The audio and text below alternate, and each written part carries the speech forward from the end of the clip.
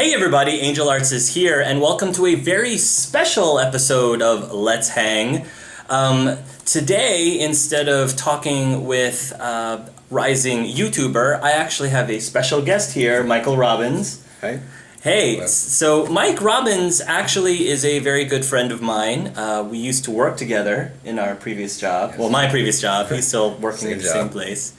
And I'm really excited to introduce you to him because he actually has been working on a board game. He's been developing a board game for the last decade, I want to say. How many years would you say? I'll say 7. 7 years or so? 7 years or so. I've actually had the pleasure of play testing this game Yes, you have. for a number of years, and I've had a great time. I've been enjoying the experience a lot, and this is a day that's been that we've all been waiting for because he just launched a Kickstarter specifically for his game because it's very, very close to development now. It is, yes. It's very close. So I know that a lot of you out there, if you are interested in gaming, in particular board games, may be interested in checking it out and learning more about what his game has in store. So Mike, why don't we start by getting to know you a little bit. Give us what's your background? Like, what is your gaming background? My gaming background. Yeah. Well, it's pretty diverse. I mean, I love all kinds of games. I've been, gaming for as long as I can remember.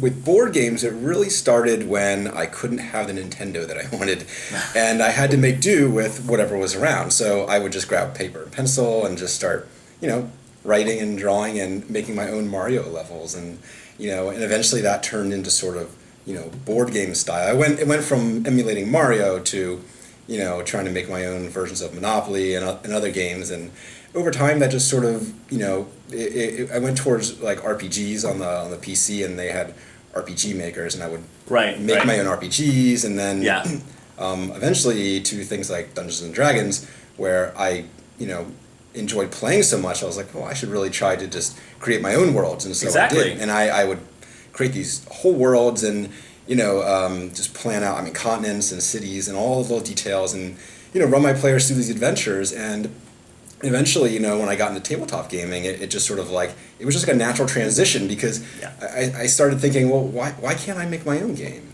Exactly. Yeah, absolutely. So why don't we get into what the game actually is? It's called Fathoms. Yep. Give us, I guess, in your own words, what people are going to expect from this game. What is it about? Maybe the background story of it, and how does the game play? What is the gameplay like? Okay, so Fathoms is a cooperative adventure game with miniatures. So it's kind of like games you may have heard of, like Hero Quest.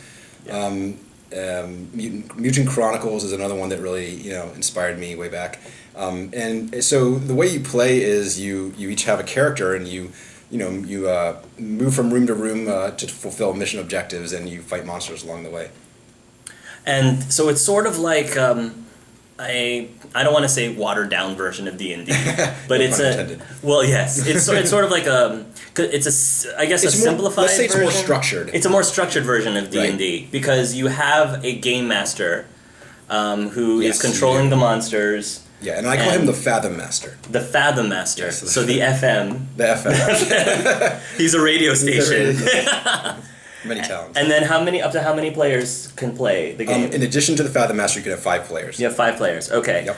And then I'm assuming, again, similar to Hero Quest, if you guys have played a game like Hero Quest, there's like a scenario booklet. Right. That has all of these different. I guess there's a full campaign. Yeah, so there's 2 modes of play. There's campaigns and scenarios, and the campaign is 7 missions where this is more an introduction to the actual Fathoms world, where it's based in the future, not too distant, maybe 40 or 50 years, where an energy research project goes catastrophically wrong and ends up creating a new continent, melting the ice caps. So the world is sort of in disarray, and water is a big part of it. There's always a big part of the world, but there's a lot of water issues because there are no more ice caps, and so cities are flooded, and there's more naval combat. So in the campaign, there's an underwater research station, and they've lost contact with that. It seems like your typical sort of, like you're going to encounter monsters or something, but there's actually more to it than that. It's not just like mutant experiment gone wrong. So there's a story, and that story unfolds, over the course of these 7 missions, and you're sort of thrust into that, not really knowing what to expect, and of course there's big horrible fish monsters.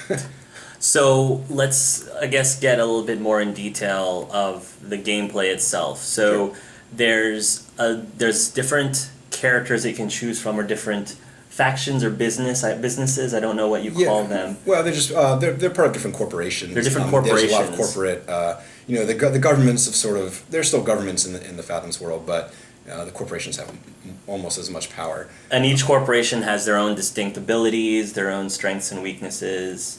Well, it's not so much the corporation that has the ability; it's the individual characters. The individual characters. Right, but it's their background in that corporation and their training that gives them those distinct abilities. So what are some of give me an example, like what are some of the characters that you could be? So one of the characters, Sarah Murray, is a combat medic, and her specialty is maneuvering through diverse landscapes, dangerous situations. So as something that would slow other people down, she's good at getting there quickly. And so one example is elevation in the game. There are areas of high ground that you can climb up and snipe from, and normally you would take a staircase or swim if the water level is high enough. Right, that makes sense. But she can just go right up the side. So Gotcha. She's an expert climber. She just climbs right up the side. So she doesn't she doesn't get slowed down by that. Which makes sense because, like you said, her background is she's a medic, so that makes perfect sense within the lore of the game. That's cool. Can you explain for us? Obviously, this is the huge component for a game that's called Fathoms. Yeah. Can you explain, the like water mechanics, like what role does water play in the game? Yeah, so water plays a really big role in the game as you're playing, because it changes the way you interact with your environment. So as soon as you think that you have things figured out, and you're in this nice dry room, all of a sudden a hull breach opens and water starts spilling in. And a lot of things happen when water enters the scenario. For one, your movement rate is slowed down, unless you're the underwater specialist. Right. So you have to cope with the fact that you're not moving as quickly. At the same time, the monsters are moving more quickly. The next level of water, they're doing more damage, and you're still struggling to get out of the water. Yes. After that, you begin to lose an armor rating. They begin to gain an armor rating, and their damage just keeps increasing. And so the deeper the water gets, they just become really powerful, and you become really weak. So one of the things that you can do to help mitigate that is the weapon selection and the equipment selection you choose. So some weapons, like the flamethrower, they're basically useless once you're underwater. Makes sense. They don't. Yeah, flame doesn't work really underwater. But the sonic rifle is actually better. Gotcha. The sound is amplified in Gotcha. the water, so it's great. It's a great underwater weapon. There's a torpedo launcher. There's like laser rifles, all kinds of stuff. And so some of these weapons, they're useless in the water. Others, they're not quite as strong, and others they're more powerful. They're just way better. Yeah. So and not only do weapons have different behavior in and out of water, different armors have different behavior in and out of water. Yeah. Some armor will give you more of a higher movement rate, because a lot of these armors have been developed for soldiers that are fighting underwater. Right. So they have different characteristics for helping you in the water. And then depending on who your character is, like you mentioned, some of their abilities become stronger or weaker based on whether or not they're in water or not, which is pretty cool. Yeah. So what I really enjoyed about your game is the fact that the element of water and the water levels presents to the players a sense of urgency, of real urgency that sort of increases the intensity and of the moment in the situation for them. And the other thing that I really liked about it is that, unlike most other board games that I play similar to this, the fact that you have the water aspect utilizes more of the environment. So it's not just, it's almost like the water is another NPC in and of itself, another entity that another protagonist. Well, that either Well, for the most part, probably goes against the players, but in some ways, it complements them too. It can, It yeah. can complement them too. At times so it it's can complement them. so it's almost like a third party. A third party it's neutral. entity. It doesn't it's a neutral seek entity.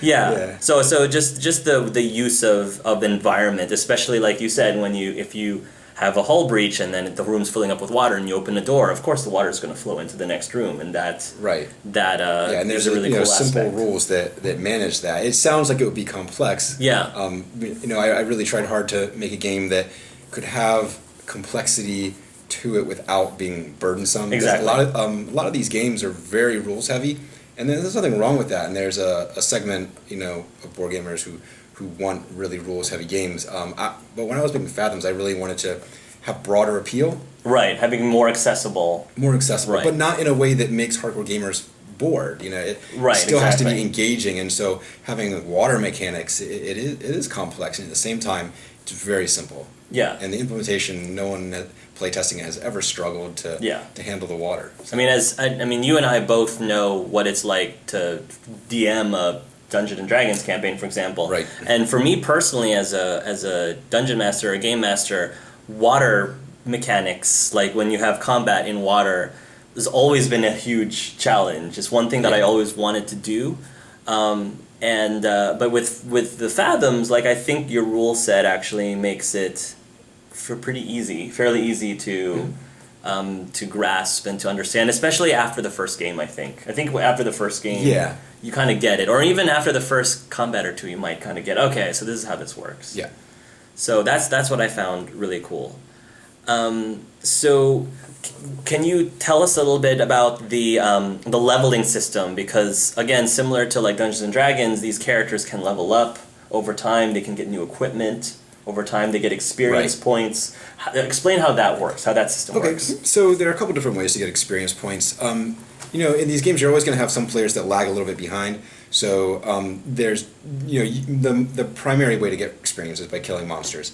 Of course. But you can also get it through exploration, like opening doors to new areas. You can get it by completing mission objectives. So just because you're not the guy with the biggest gun doesn't mean that you can't contribute.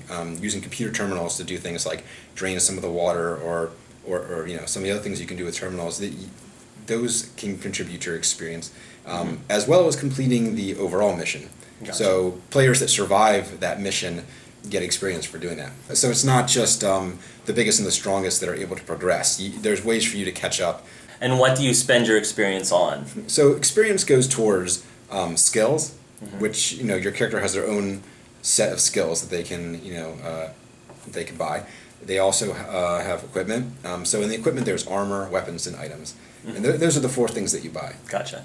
What can you tell us what your favorite skill is, what your favorite weapon is, what your favorite armor is, just to give people a taste of, some of the things in the game that they can get for their character? Sure. I think my favorite skill is Wave Rider. Wave Rider, okay. So one of the characters, he's an underwater specialist. So he does extra damage when he's underwater and et cetera. Gotcha. And what he can do is when a door is open and the water flows out, he can choose to go with it and anywhere into the room that's been opened. So he can sort of just get carried along pretty cool. as far as he wants. So it's kind of a surprise. I'm right in the midst of you with my, so each character giant weapons. So each character has their own unique skills. Yes, that their they own can unique purchase. skills. Yep. Gotcha. Okay.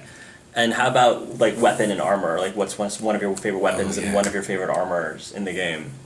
Wow, there's some. I know there's a lot. There's so many weapons. I think the drill arm is my favorite. The drill arm? Okay. Yeah, and I really tried to go with a non-standard game drill, but actually for real life, very very standard. So normally your drill bits in the games are pointy little things that spiral, but generally if you're drilling rock, unless it's made to kill people, which drills are not, they actually have rotating heads with all sorts of like special bits on them, diamond tipped or or so in this it's graphene, and actually the drill arm in Fathoms also has sonic pulses that help break up the rock cool. the bones of the monsters you're killing. True. And you actually get a bonus by crushing them against walls. So you do extra damage if they're near a wall. That's another thing with the weapons is I really tried to make them unique. Every weapon has its own ability and it functions differently. It's not just one more damage than another one. There's really a special way you can use them. They all have their own their own abilities, and it just lets you play really differently depending on what your weapons. So some of the weapons even have like secondary abilities, is what you're saying. Like Well, you can use them. Is that what you're? yeah, well, they have abilities that complement Gotcha. their primary damage. Gotcha. Like with a drill arm, crushing an enemy against a wall. It's Makes sense. a bonus you get for being near a wall, for having them backed against a wall. That's a really cool like dynamic. I like that. There's very clever. a plasma arc generator that shoots these sort of leaping plasma arcs out, and That's cool. you can actually fry your own team with it if you're not careful. But it does decreasing damage as it goes, but it's sort of spreads. Makes sense. How about armor? Armor. Well, there's there's like an exosuit that's you know, in the Fathoms world, it was never intended for military purposes, but you know, a lot of the weapons and armor you find in the game are like, you know, drilling equipment or mining equipment, and so you just grab it and use it, and so, you know, this armor lets you increase your range because now you've got longer arms, and you know, lets you're faster underwater and some other things like that. It sounds like there's a lot of attention to detail with everything in this game. So I'm just curious, like, what did you do? Like, did you do much research on things to come up with all of the like? What are some things you did to prepare? So first off, every item, every piece of equipment in the game has a history, and the world has a history. So you know, if you pick up you know, a sonic rifle, there's, you know, I know who manufactured it, like, you know, what its intent was in the world, and so that sort of helps me put things together in a way that flows better. Right. So you spent a lot of serious time on the lore. Yeah, and you know, a lot of times that's things that nobody else ever sees, and that's okay. Right. But it probably helps you, if the game is successful, then you might make an expansion or two in the future. Sure. Who knows? And if someone asks, I have an answer. Exactly. No, it's good. I'm very impressed when people who make the games, because a lot of what makes these games fun is the idea that there is an underlying universe that has its own set of rules and its own set of history, its own lore. That's what makes some of the Mass Effect games. Oh, by the way, this man right here, I should have said this at the beginning. This man right here is the reason I have a channel today, because he is the one who... You're the reason you have a channel today. Well, he was the one who convinced me to play the Mass Effect series.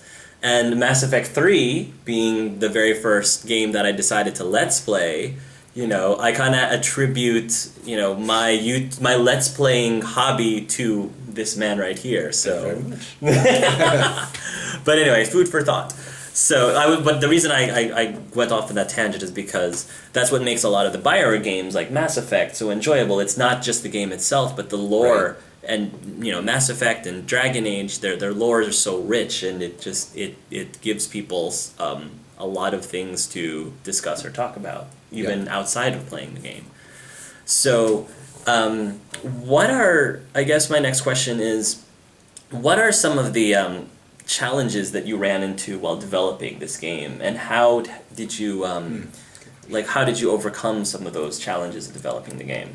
So one of the challenges was, you know, creating a game that didn't take, you know, 8 hours to play. Yeah. And there are games where that's the way they are, and there's nothing wrong with that. But I didn't want Fathoms to be that way, and you know, I wanted these rules that were streamlined and efficient. And so one of the things I did was I invited everybody to play test with me. So I probably had more non-gamers than gamers actually play. And that's pretty neat. And my goal is that they could walk away enjoying the game just as much as a hardcore gamer, without either of them feeling like, well, I don't get it because I'm not a gamer, or this wasn't gamery enough for me, you know, it wasn't hardcore enough. And to have them both coming away and feeling like they had a good time, and I think I achieved that. That's hard to do. Yeah, it's really hard to do. And you know, the non-gamers have a lot of really insightful things to say. What are some of the things that non-gamers said? I'm just curious. Well, you know, they'll be frank about, like, you know, the time it takes, or you know, to complete a mission, or just, you know, well, maybe for them it's you get this stack of cards and all, and you're just it's overwhelming. It's overwhelming. You know, how do you make it easier for them, and without detracting from the game? From the game, right? And so they're honest, you know, and I've always encouraged people to be honest, because it doesn't do me any credit if you're not honest with me. So I always told people when we were playing, be honest, just tell me what you think. If you don't like this, if you think it sucks, you know, let me know, and I will make it not suck. That's that's admirable. That's what I want. I don't want a yes man game. I want a game that people actually enjoy. Right. Yeah. All too often, people who make games, they think about their audience, obviously, and it's a lot easier to say, I'm going to go for the hardcore gaming audience, or I'm going to go for the casual gaming audience. But you deciding, I want to try to find this happy medium in the two, that's, in my opinion, is very admirable and also very risky. Because that's hard to do. I can imagine how hard that is to do. I mean, there's always going to be some level of complexity to it. But being able to maybe even make a gamer out of someone, that's exactly. That's great. So that they can be like me and be inspired to run a YouTube channel. And have their own YouTube channel. So you actually kind of already answered this question, but I did. This question sort of piggybacks off of my previous question. Is what other critiques did people have maybe while playtesting the game that people have brought up to you, and how did you address some of those critiques that people gave you for the game? You kind of already explained that, but I was wondering if there were more things that was in your head. There's tons, because I've been developing the game over 7 years, and sometimes it was just 5 minutes on one day, and then the next week an hour. But it's a lot of time to play test and develop. So I've had a ton of critiques because the game has changed, a great deal. In the very beginning, it's not really relevant anymore. But in the very beginning, I didn't have experience. And I found out that people didn't want to really kill monsters. They needed that motivation. They needed the treasure. Right. Interesting. And that's actually where I introduced experience. I was trying to go a different direction initially, and it just wasn't working. Well, some of the missions, I think, in the campaign, for example, is not necessarily kill all the monsters. That's right. There's actually, because there's a story, and it could be like, get to this computer and do something. Right. So you're always going to have to kill some monsters because they will block your escape. The missions, there's a wide range of things can happen. So sometimes it's get from point A to point B to complete an objective, and of course things don't go the way you plan and you have to get there anyway. There's missions where it's a time limit, where you have 10 rounds to shut down the reactor before it goes critical. Those are the most fun, by the way. I've play tested those games, and those were the ones I found the most fun. There's one mission that's entirely underwater, and honestly any mission could end that way, but there's one where you start out that way. So you go in with all your gear, knowing exactly what's ahead of you, or thinking you do. There's one where you are basically running from a giant wave of toxic sludge that is slowly mixed with seawater, and it's creeping towards you, eating through walls and doors, and you're at one end and the monsters are at the other, and you have to get through. So that's a really fun one because it's the pressure is on. Right. Yeah. Now, one other thing that I know that people, like the feedback that people gave you, was a co-op option. Sure. Yeah. So why don't you talk about that? So I don't know if we've mentioned this already, but the Kickstarter has launched. Yes.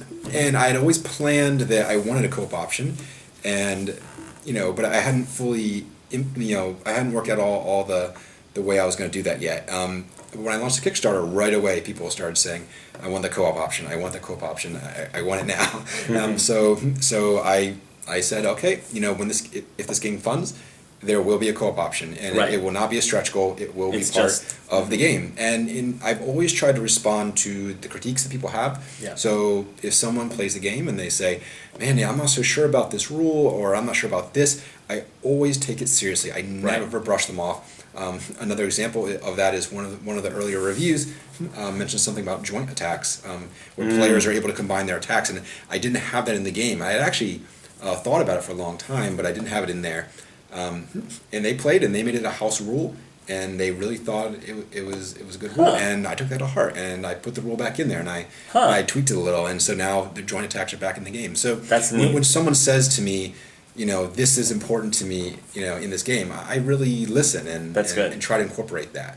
And that's really, though the game is developed the whole way through that sort of interaction. I've always encouraged people to be honest and to tell me what they think, and they have great ideas, and I put them in the game. And that's dedication. That's dedication too, because quite often, me especially, and I try not to do this. If I were to create a game, it's my baby, and how dare you say that my baby looks cross-eyed or whatever, or critique my baby. But it's cool that sure. But early on, I decided that I had to be very intentional. Like, I am not going to do that with this game. It's going to be. I think that's important. Open for discussion. Absolutely, absolutely. Mike, what is I guess what was probably when you were playtesting the game with other people and just watching the reactions to the game, was there like a specific was there something in particular that you saw that surprised you, either for good or bad, like something that really sure and I've seen this in D&D a lot. There's always one who wants to go off on their own. And, okay. And that is certain death in Fathoms. Going off on your own. I never say certain, but right. Well, yeah. It's often detrimental because you'll just get swarmed, surrounded by. You want to work as a team. You want to work. And it's a co-op for a reason. And another thing that I've seen is that usually once they get a few blows pummeled on them, they learn. Oh, right, I should stick together. And actually, the characters are constructed in a way that they each have a team ability, which is only useful with the other players. So sticking close, like one of them is back to back. When you're back to back with the other guys on the team, you get a defense bonus. That's really neat. I like that. That's you flank between two of the players. One of the guys he gives morale bonuses every time he kills something. So that's really neat, and that helps other people get a damage increase. And another guy, he can jury rig other people's weapons to increase the damage on it. So he'll go over, let me tweak that for you. Yeah, I temporarily increase the damage. I love that because I find that when I do, for example, my Dragon Age or Mass Effect role-playing campaigns, quite often many of the players that I seem to I seem to cater to or seem to gravitate towards me are the type of players who are not the DPS players. They're not the ones that want to kill all the monsters. They're the ones who want to support. They're more the support players. They want to be the healers. They want to be the buffers or even the debuffers. So it sounds like it gives a great opportunity for both support players and damage players a chance to shine. Yep. I think. So that's really cool. I like that. I don't even remember that you had that in there because it's been a while since I've play tested the game. Yeah. So I guess during this whole process, Mike, what would you say is your besides, of course, you funding the game on Kickstarter. Besides that, what is your proudest moment? Proudest moment. Wow. I think the creation of the miniatures. The miniatures. Mm-hmm. Most people probably wouldn't be able to get past that point. They'd have to go to someone else, or sculpt with little clay. But I'm a 3D modeler as my job. That's what he does. I make 3D models. And, it's really cool. So I just took. He's a modeler. Can you guys see? He's a modeler. That's what he does for a living. He models. I model. So I just took that skill, that I already had, and started, crafting the miniatures. Yeah. And when I got the first thing back from the factory, that was the prototype, just blew my mind. It's this looks like it's in a real game. That's really cool. So did you personally didn't make the models, but you drew the art? Is that what happened? No, or you did drew the models? I did everything. You did everything. What I did is I sent them to the production facility. Okay. So they could test how they're going to injection mold it. Okay. From aside from the wonderful playtesting and input I've had from people, everything in this game I've done myself. All the art, the design, the rule structure, and all that. So. You're pretty much producing this all by yourself. You don't have a team. I don't have a team. Most people in Kickstarter do have 2 or 3 people because I was talking about that. But you're like a one man. That's amazing. Trying to be, yeah. That's amazing. It's extremely difficult. I know, but it is possible. Now, one of these days, I'll get a team and we'll do another project together. Well, I was gonna. That actually goes into my next question. Let's say that you end up selling. Your game gets funded, and you end up selling hundreds and thousands of copies. If you could make an expansion to the game, what are some of your thoughts or ideas of what an expansion could bring? I already have ideas. All right, anything you could divulge that you're toying with? I would definitely play with the water mechanics and add new I mean, there's some things that are in the stretch goals that would also be in an expansion, but like new types of hull breaches. So typically the hull breaches happen on the outside walls, but water could flow into. I don't know if I give too much away. I mean, you could. You don't want to. You could have water flowing over edges, like over cliffs. Yeah. You could have whirlpools. You could have just all kinds of different things that move you around or put you in a very dangerous predicament. Like water currents essentially is what I'm alluding to. Right now the water fills and you don't want that to happen, but it's not pushing you anywhere. When the water actually begins to exert force on you, it could take you places you don't want to go. So in an expansion, I would want to really play more with water mechanics and just make it even more robust. Gotcha. The introduction of, I'll just say, non-human characters. That would be cool. Like other races, maybe. Yeah, I don't want to say too much. Yeah. That's I'm intrigued. That's definitely in the any potential expansion. Yeah, I'm intrigued. So, Mike, for people who are watching this video right now, who may be just like you 7 years ago, who are like, I have a really interesting idea. I think I have an interesting idea for a board game. Can you give like any advice or maybe lessons learned for people who are aspiring to? Just like, sure. One of the big things. The most important thing is to just start somewhere. I hear it all the time from myself and from other people. Oh, wouldn't it be cool if, or what if there was this thing? But most of the time, that's all we just talk about it because it's fun, and you never do anything. And if that one day, if I hadn't picked up a pencil, that's exactly what this would be. So I came this far on a hobby and an idea. Even if it doesn't get funded, it brought me all the way to this point, and like that's crazy. I never thought I'd end up here, but I had to start with just doing something. It just started pencil and paper. That's all it was. An idea, pencil and a paper, and you don't have to have your idea fully fleshed out. Right. You just start jotting down some of your ideas, and over time they develop.